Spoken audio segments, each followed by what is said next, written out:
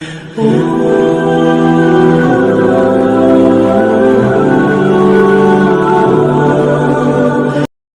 بھائیوں، ایک بات اپنے ذہن میں اچھی طرح بٹھا لیں اور لکھ لیں کہ زندگی میں جو کسی بندے کو کامیابی حاصل ہوتی ہے وہ رب تعالیٰ کی مدد سے حاصل ہوتی ہے۔ اگر رب تعالیٰ مددگار ہو تو پھر کوئی چیز بھی رستے میں رکاوٹ نہیں بنتی، اور اگر مالک کریم کو منظور نہ ہو تو انسان بہترین سیاستدان ہو، اچھا ایڈمنسٹریٹر ہو، اس کا ذہن بڑی وسعت رکھتا ہو، بڑی اچھی پلاننگ کرنا جانتا ہو، سارا کچھ ہو، تو بندہ ناکام ہو جاتا ہے۔ مسلمانوں کو جتنی کامیابیاں ملی ان کا پس منظر صرف اتنا تھا کہ اللہ تبارک و تعالیٰ نے اپنے بندوں کی مدد فرمائی، اور اب تعالیٰ نے قرآن مجید میں اس حقیقت کا بیان کیا، فرمایا بل اللہ مولاکم، فرمایا بلکہ اللہ تمہارا مولا ہے، وَهُوَ خَيْرُ النَّاصِرِينَ، اور وہ بہترین مددگار ہے۔ وہ جو رب تمہارا مولا ہے وہ بہترین مددگار ہے، اور اگر وہ مدد کرے تمہاری، سورہ آل عمران میں آگے جا کے ارشاد فرمایا اگر اللہ مدد کرے تو پھر تم پر کوئی غالب نہیں آ سکتا، اور اگر وہ تمہاری مدد چھوڑ دے تو پھر کوئی تمہاری مدد کر سکتا، کوئی مدد نہیں کر سکتا۔ بدر کی جنگ بھی اور فتح مکہ بھی رمضان المبارک میں ہوا ہے۔ میں دونوں پر غور کر رہا تھا تو ایک نیا مضمون میرے ذہن میں آنے لگا۔ بدر کی جو جنگ ہے اس میں بھی ایک عجیب انقلاب آیا ہے کہ 313 نے 1000 سے مقابلہ کیا، اور جن 1000 سے مقابلہ کیا وہ اسلحے سے لیس تھے، اور یہ جو 313 ہیں ان کے پاس 6 زرہیں، 8 تلواریں، چند گھوڑے، لیکن اللہ نے کامیابی دی تو خود رب نے بیان کیا کس طرح دی، فرمایا وَلَقَدْ نَصَرَكُمُ اللَّهُ بِبَدْرٍ وَأَنْتُمْ أَذِلَّةٌ۔ وہ کامیابی اس طرح ملی ہے کہ رب نے تمہاری مدد کی تھی، تم تو کمزور تھے، اللہ نے بدر میں تمہاری مدد کی، تم جیت گئے۔ وَلَقَدْ نَصَرَكُمُ اللَّهُ بِبَدْرٍ وَأَنْتُمْ أَذِلَّةٌ، اللہ نے بدر میں تمہاری مدد کی، تم تو کمزور تھے۔ پھر فتح مکہ نصیب ہوئی تو اس میں بھی بہترین منصوبہ بندی نبی پاک علیہ السلام نے فرمائی، بہترین حکمت عملی حضور نے اپنائی، لیکن ہمیں جو اللہ رسول نے بات سمجھائی وہ کیا ہے؟ اذا جاء نصر اللہ والفتح، فرمایا جب اللہ کی مدد آئی اور فتح نصیب ہو گئی۔ یہ اللہ نے مدد فرمائی تمہاری، یہاں بھی فتح مکہ بھی اللہ کی مدد سے، جنگ بدر بھی اللہ کی مدد سے۔ وہ جو مدد ہے اللہ تعالیٰ کی، جب وہ ہم یہ کرتے ہیں کہ ہم اپنی ساری زندگی سیاست کی نظر کرتے ہیں، ہماری سیاست صرف ملک میں نہیں ہوتی، ہماری سیاست خاندان میں بھی ہوتی ہے، ہم گھر کے اندر بھی سیاست کرتے ہیں، ہم کسی خاص طریقے سے لوگوں کو اپنے پیچھے چلانا چاہتے ہیں، ہم ایک خاص اسلوب اختیار کرتے ہیں کہ لوگ ہمارے پیچھے چلیں۔ اس کا نقصان ہمیں یہ ہوتا ہے کہ سیاست جو ہوتی ہے یہ شطرنج کے ہیر پھیر کی طرح ہوتی ہے، تو اس کے راز بڑی جلدی کھلنے لگ جاتے ہیں، پتہ چل جاتا ہے کہ بندہ مخلص نہیں تھا، سیاست کر رہا تھا، طریقے سلیقے سے اس نے جوڑ کے رکھا ہوا تھا۔ ہم ہر جگہ سیاست کے بل بوتے پر چیزوں کو لے کے چلنا چاہتے ہیں، سیاستیں ناکام ہو جاتی ہیں، سیانے لوگ فیل ہو جاتے ہیں، بچتا صرف وہی ہے جس کے پیچھے رب تعالیٰ کی مدد شامل حال ہوتی ہے۔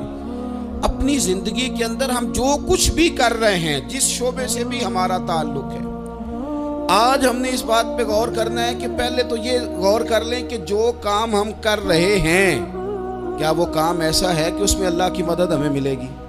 اگر آپ کوئی معاذ اللہ ناجائز کام کر رہے ہیں، فعل حرام کا ارتکاب کر رہے ہیں، تو اس میں تو مدد الہی آئے گی نہیں۔ پہلے تو یہ دیکھیں جو کر رہے ہیں وہ کام مدد الہی والا ہے، اور اگر اللہ تعالیٰ کی مدد والا وہ کام ہے پھر اس پر غور کریں کہ کیا ہم نے مالک سے مدد کا سوال کیا ہے، ہمیں مدد میسر آ رہی ہے۔ وہ میں نے بزرگوں سے ایک بات سنی تھی، وہ بڑی یاد رہ گئی۔ وہ فرمایا کرتے تھے قابلیت بھی بڑی چیز ہے لیکن قبولیت سب سے بڑی چیز ہے۔ قابل ہونا بھی بڑی بات ہے لیکن زیادہ بڑی بات یہ ہے کہ اس کی بارگاہ میں قبول بھی ہے کہ نہیں۔ اپنی زندگی میں اللہ کی مدد کی طرف بڑھیں، مالک کی مدد کا حصول اختیار کرنے کی کوشش کریں، اللہ کے ساتھ اپنے آپ کو جوڑیں۔ اگر اللہ کی مدد نصیب ہو، یہ جو ہم جتنا ڈرتے رہتے ہیں، سہمے رہتے ہیں، پریشان رہتے ہیں، کوئی کیا کر دے گا، ہمارے ہاں نا ہر شعبے میں معاذ اللہ ایک مافیا ہے، الا ماشاء اللہ. وہ مافیا کہتا ہے میرے ساتھ ملو گے تو میں چلنے دوں گا، ورنہ میں نہیں چلنے دوں گا. مارکیٹ میں آ ہی نہیں سکتا فلانا بندہ، چونکہ یہاں ہمارا قبضہ ہے. اور میرے بھائی پھر بہت سارے لوگ جن کی نیتیں اور ارادے بڑے اچھے ہوتے ہیں شروع میں، وہ بھی اس مافیا کا شکار ہو جاتے ہیں اور ان کے رنگ میں رنگ جاتے ہیں. یاد رکھنا، کسی شخص کی بلیک میلنگ کا کبھی شکار نہ ہونا، کبھی کسی کی میٹھی اور مسجع مکفہ باتوں کا شکار نہ ہونا. کوئی کیا کر سکتا ہے اگر اللہ مددگار ہو تو؟ جس کو رب کریم اٹھانا چاہے اسے کوئی گرا سکتا ہے؟ ہم یہ ڈرے ڈرے سہمے پریشان فیصلہ کرنے کی طاقت نہیں، مجھے چلنا چاہیے کہ نہیں، اٹھنا چاہیے کہ نہیں، کرنا چاہیے. اٹھ باندھ کمر کیوں ڈرتا ہے؟ پھر دیکھ خدا کیا کرتا ہے. حضرت عبداللہ ابن عباس فرماتے ہیں میرے نبی پاک علیہ السلام نے میری تربیت فرمائی، حضور نے میری تربیت فرمائی. اور محبوب پاک علیہ السلام نے فرمایا عبداللہ یاد رکھنا، یہ نوجوان دوست میری بات لکھ لیں، پریشان لوگ میری بات لکھ لیں، جن کے پاس قوت فیصلہ نہیں وہ اس بات کو لکھ لیں. حضرت عبداللہ ابن عباس فرماتے ہیں میرے نبی پاک علیہ السلام نے مجھ سے فرمایا تھا عبداللہ سن، اگر ساری دنیا مل کے تیرا کوئی نفع کرنا چاہے کر نہیں سکتی جب تک میرے رب کی رضا نہ ہو. اور فرمایا ساری دنیا مل کے تیرا کچھ بگاڑنا چاہے تو عبداللہ بگاڑ نہیں سکتی جب تک رب کریم کی حکمت کا تقاضا نہ ہو. لوگوں سے ڈرنا، لوگوں کی طرف دیکھنا، ماحول دیکھ کے اپنے راہ کا تعین کرنا، ہر بندے کے خیالات کے مطابق ڈھلنے کی کوشش کرنا، فلانا نہ ناراض ہو جائے، فلانا نہ ناراض ہو جائے، وہ جس نے ہونا ہو جائے، بس رب رسول ناراض نہ ہو. اپنی زندگی میں اپنے مالک کو مولا جان کے، بل اللہ مولاکم، اللہ تمہارا مولا ہے، وَهُوَ خَيْرُ النَّاصِرِينَ، وہ بہترین مددگار ہے. توجہ جب بھی کریں رب کی جانب کریں. اپنے دل کا قبلہ درست رکھیں، سوچوں کے زاویے سیدھے رکھیں. میرے بھائی مالک جب بندوبست کر دے نا، جب مالک بندوبست کر دے پھر ایسا بندوبست کرتا ہے کہ لوگوں کے پاس نا چارہ نہیں رہتا. حضرت مریم رضی اللہ تعالی عنہا پاک باز تھیں، مسجد میں رہی تھیں، پر مالک کی حکمت کے تقاضے بڑے عجیب ہیں نا. پھر جناب مریم کو اللہ تعالیٰ نے بغیر شوہر کے اولاد عطا کر دی. یہ بات ہی ایسی تھی، وہ کسی نے کہا تھا کہ مخلوق تو فنکار ہے اس درجہ کے پل بھر میں سنگے در کعبہ سے بھی اصنام تراشے، تم کون ہو کیا چیز ہے داغ کبابی. لوگوں نے تو مریم پہ بھی الزام تراشے. تو لوگوں نے کہا کدھر سے لے آئی بچہ، تیرا باپ تو ایسا نہیں تھا، کہاں سے لے آئی؟ اللہ کرے میں آپ کو سمجھا سکوں، ذرا اپنے آپ کو وہاں کھڑا کریں کہ ایک پاک باز عورت، پاک باپ کی بیٹی، طیب ماں کی بیٹی، اور اللہ کے گھر میں پرورش پانے والی خاتون، ایک وہ وقت اور ایک یہ وقت کہ اس عورت کو کٹہرے میں کھڑا کر کے پوچھا جا رہا ہے کہ معاذ اللہ تیری گود میں بچہ جائز نہیں ہے، کہاں سے لائی ہے؟ اب خود سے صفائیاں بندہ کتنی کو دے، کتنی کو وضاحتیں کرے. اور میں نے تو اپنی زندگی میں دیکھا ہے زیادہ وضاحت دینے والے کو بھی لوگ جھوٹا سمجھنے لگ جاتے ہیں. زیادہ وضاحت دینے پر بھی لوگ کمزوری کا اظہار سمجھتے ہیں کہ کمزور پڑ گیا. آپ صلح کی کوشش کرتے ہیں، سامنے والا بزدل سمجھ لیتا ہے. زیادہ وضاحتیں بھی کمزور کر دیتی ہیں. اب حضرت مریم کو کٹہرے میں کھڑا کر کے کہا بچہ کس کا ہے؟ تو پھر خدا بندوبست جب کرے، اللہ جب مددگار ہو، تو پھر حضرت مریم کی گواہی درختوں سے نہیں دلوائی، اس نے پتوں سے نہیں دلوائی، پھر فرشتے نہیں بھیجے. حضرت مریم کہنے لگی مجھ سے نہ پوچھو، وہ جو پنگوڑے میں ہے اسی سے پوچھ لو، ان سے پوچھو نا، وہ کون ہے پوچھ لو، ان سے کر لو سوال. انہوں نے کہا پنگوڑے میں چند دنوں کا بچہ، یہ جواب دے گا؟ مددگار تھا رب. ان کی برات کا اعلان کرنا تھا مالک نے، اور جب مالک اعلان کر دے، جب مالک تیری صفائی دینا چاہے، جب مالک تجھے دنیا کے سامنے نکھارنا چاہے، تو پنگوڑے میں لیٹے حضرت عیسیٰ بول کے کہنے لگے انی عبداللہ آتانی الکتاب فرمایا میں اللہ کا بندہ ہوں، رب نے مجھے کتاب عطا کر کے نبی بنا کے دنیا میں بھیجا ہے۔ میں اللہ کا بندہ ہوں، کتاب لے کے آیا ہوں، نبی بن کے آیا ہوں۔ پھر پنگوڑے سے اعلان ہو گیا، پھر بچہ بول پڑا۔ اور یہ ایک دفعہ نہیں بات ہوئی، یہ بنی اسرائیل میں ایک جریج نام کے شخص بھی تھے جو نماز پڑھ رہے تھے۔ بعض نے لکھا ہے نفل نماز تھی، اماں نے پکارا تو آئے نہیں، تو ماں کے منہ سے نکل گیا تو اتنی دیر تک مرے گا نہیں جب تک کسی بے حیا عورت کا منہ نہ دیکھ لے۔ تو وہ عبادت گزار تھے، لیکن لوگوں نے ان کی عبادت، ریاضت، پرہیزگاری کو نہیں دیکھا، بس ایک عورت کو بھیج کے الزام لگوا دیا۔ وہ عورت آیا جایا کرتی تھی، اب آ جاتی ہیں عورتیں، مسئلہ پوچھنے کی نیت سے بھی آ جاتی ہیں۔ ماحول میں کچھ جگہ ایسی بھی ہیں جہاں عورتیں دم کرانے کے بہانے آ جاتی ہیں۔ وہ خاتون آتی جاتی تھی اس خانقاہ پہ، آستانے پہ، یہ بخاری میں موجود ہے۔ پھر اس نے کہا میری گود میں جو بچہ ہے یہ انہی کا ہے۔ مجھے بتائیں کیسے بندہ وضاحت دے؟ حالات خراب ہو گئے، لوگ کٹیا جلانے لگے، ماحول اور طرح کا بن گیا۔ میرے نبی پاک علیہ الصلوۃ والسلام فرماتے ہیں پھر اس رب کے بندے نے کہا مالک تو کریم ہے، تیری مشیت کا تقاضا آیا جو میری ماں نے جملے بولے تھے، پر اب میں وضاحت دینے کے قابل نہیں رہا، اب تو ہی کرم کرے گا تو دروازہ کھلے گا۔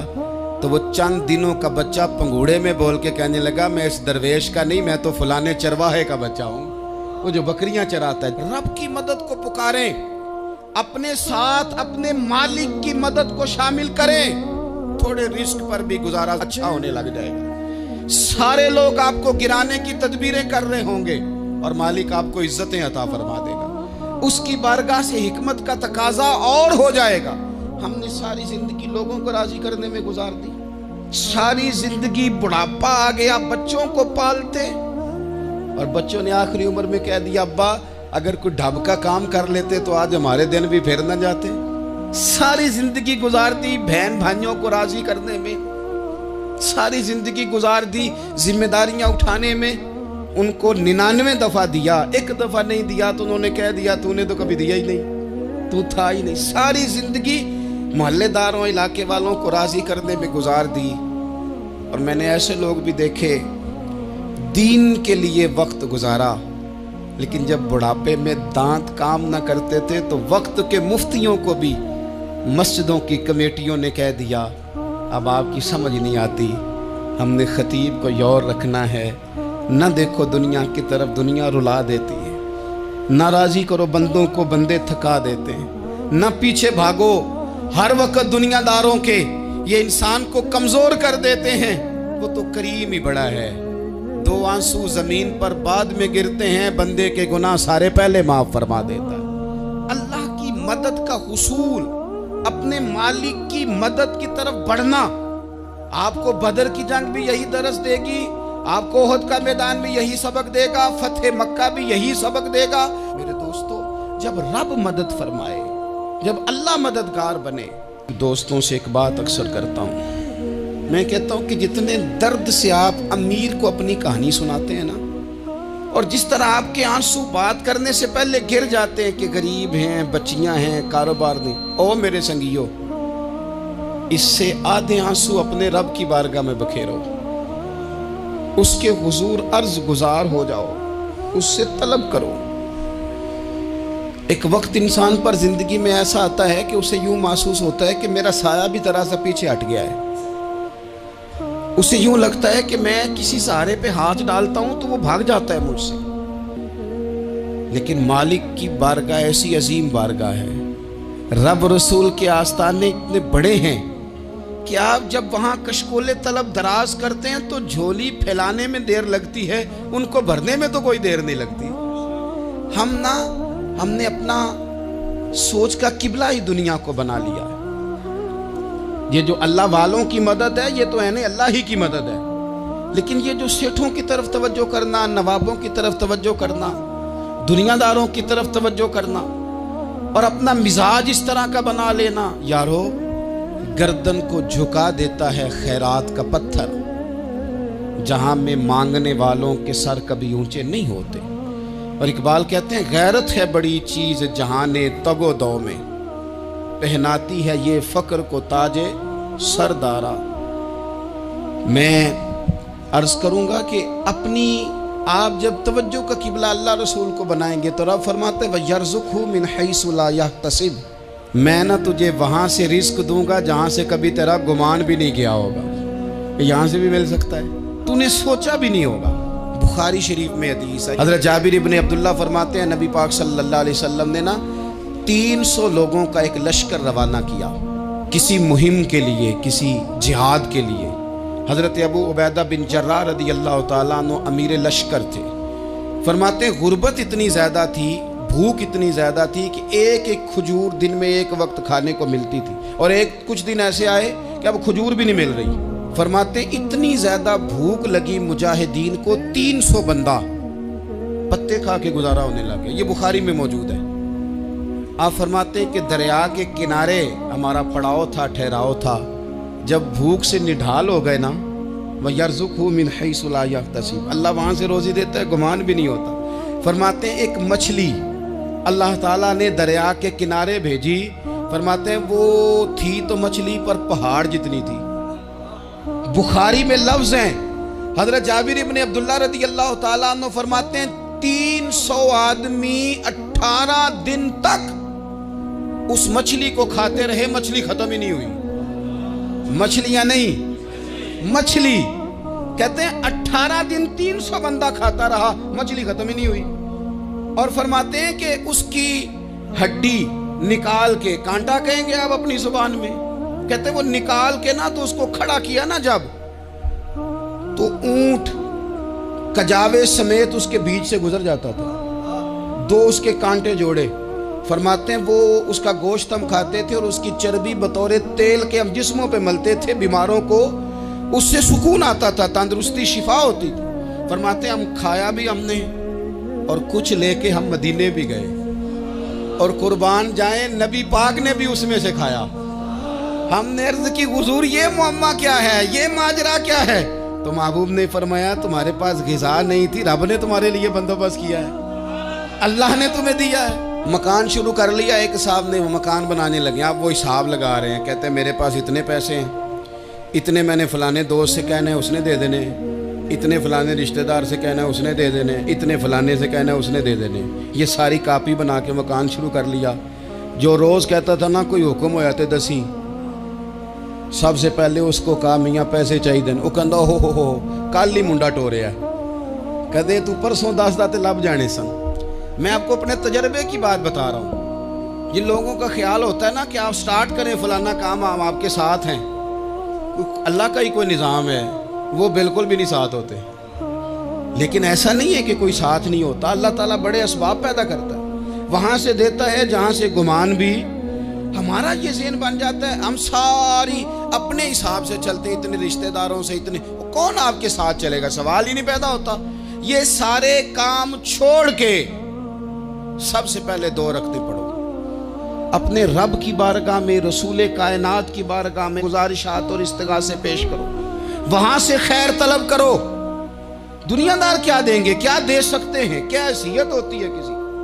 اللہ کہتا ہے وہاں سے دوں گا۔ تو جو اللہ مال دے وہ لینا چاہیے کہ رشتہ داروں کا مال دیکھنا چاہیے؟ جو اللہ دے وہ لینا چاہیے کہ سیٹھوں نوابوں کی جیبیں دیکھنی چاہیے؟ جو اللہ دے وہ قبول کرنا چاہیے یا دیکھنا چاہیے کون سا آدمی کہاں پہنچ گیا؟ چھوڑو، اپنی مٹی پہ چلنے کا سلیقہ سیکھو۔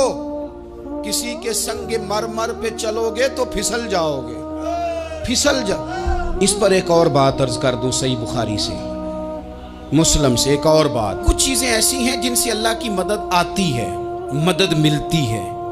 ایک چیز ان میں سے ایسی ہے جس سے بہت مدد نازل ہوتی ہے، وہ ہے کہ جب رب آپ کو دے نا تو پھر آپ بھی اس کے رستے میں دیں، پھر مدد آتی ہے، پھر اور آتا ہے۔ بخاری مسلم میں حدیث ہے، یہ زیادہ ہی توجہ طلب امر ہے، اس پر آپ غور کریں گے۔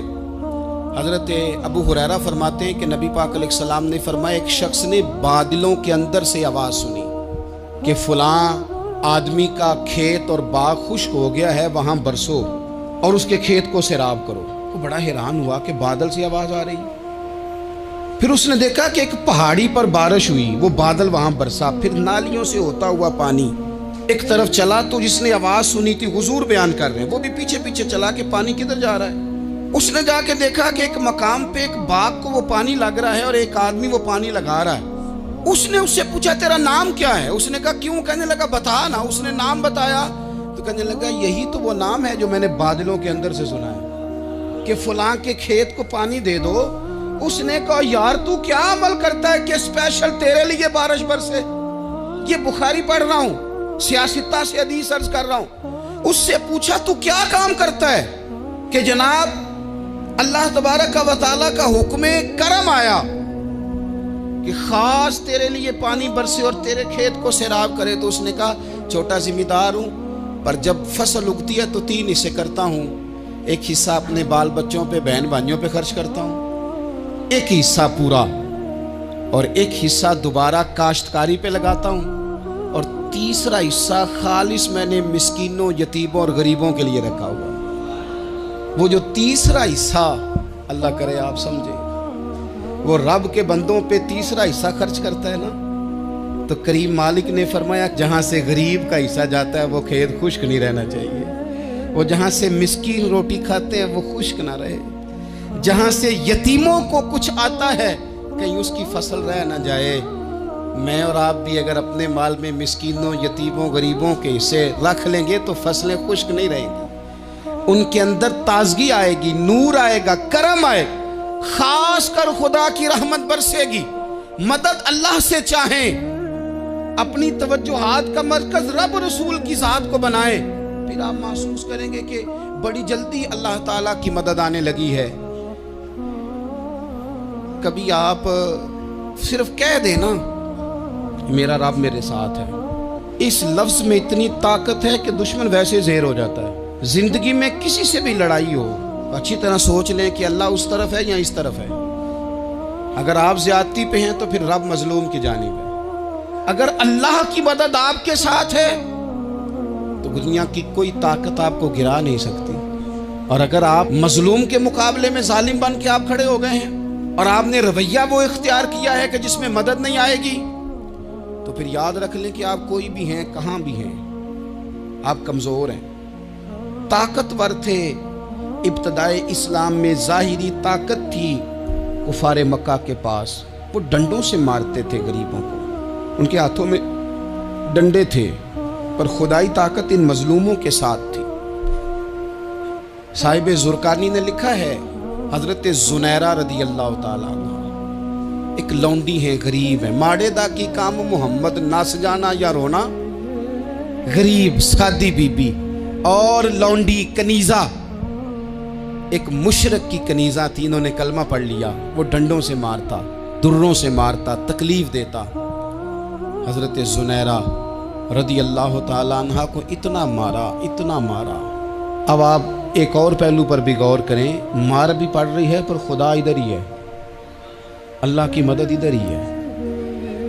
رب کہتا ہے کہ پہلے تو صبر کرنا، ان اللہ مع الصابرین، تو صبر کرے گا تو پھر رب کی معیت ملے گی، ذرا ٹھہرنا، تو تھوڑا ڈٹنا۔ ان الذین قالوا ربنا اللہ ثم استقاموا تتنزل علیہم الملائکہ، تو کہے اللہ میرا رب ہے، پھر تو پہلے ڈٹ، پہلے تو نے ڈٹنا ہے۔ ثم استقاموا، جو ڈٹ گیا، تتنزل علیہم الملائکہ، ڈٹنے والے کے لیے مدد آتی، پہلے تھوڑا ٹھہرنا پڑتا ہے، پہلے تھوڑا صبر کرنا پڑتا ہے، حوصلہ کرنا پڑتا ہے، اس کے بعد مدد آتی۔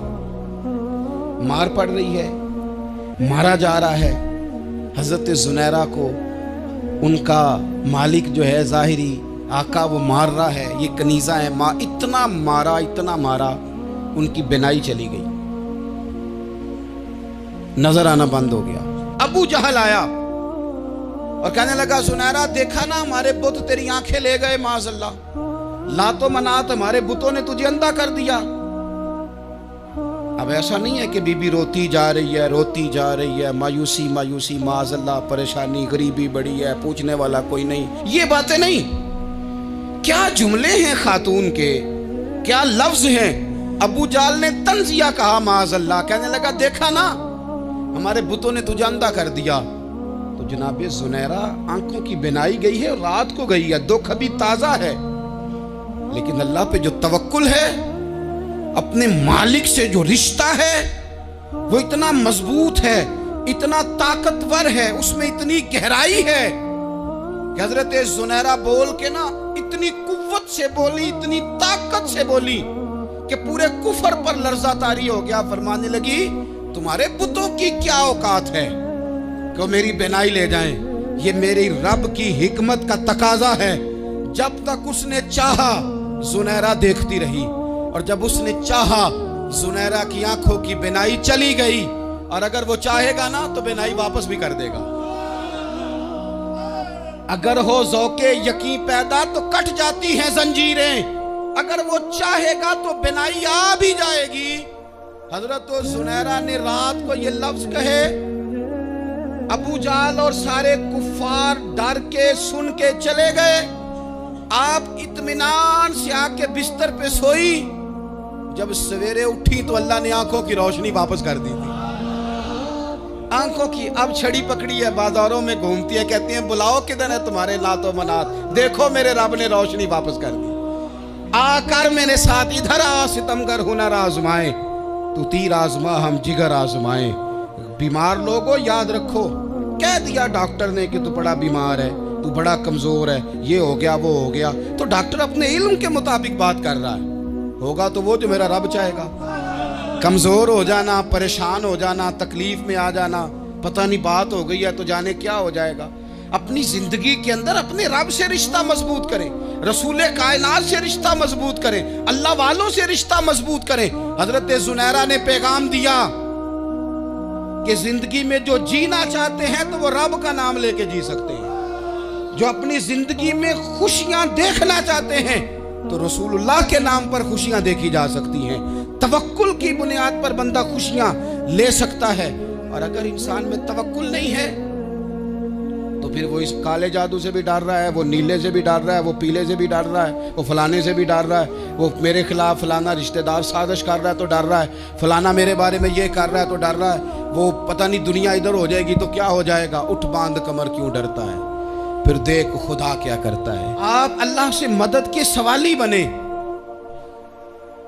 ترمذی کی ایک حدیث ہے، میں آپ کو زندگی کا تجربہ بتاتا ہوں کہ جب میں بڑا پریشان ہوتا ہوں تو یہ والی روایت کھول لیتا ہوں، مزہ دیتی ہے۔ میرے نبی پاک علیہ السلام نے فرمایا اپنے دکھ سیٹھوں نوابوں کو نہ کہنا، مالداروں کا نہ کہنا، ورنہ اللہ تمہیں کبھی غنی نہیں کرے گا۔ فرمایا اپنے دکھ اپنے رب کی بارگاہ میں عرض کرنا، جلدی کرے یا دیر سے کرے اللہ تمہیں لوگوں سے بے نیاز کر دے گا، اللہ تمہیں غنی کر دے گا۔ رات کو بیٹھو نا اس کی بارگاہ، اسے دکھڑے سناؤ، چھوٹی چھوٹی باتیں۔ حضور نے فرمایا نمک بھی مانگو تو رب سے مانگو۔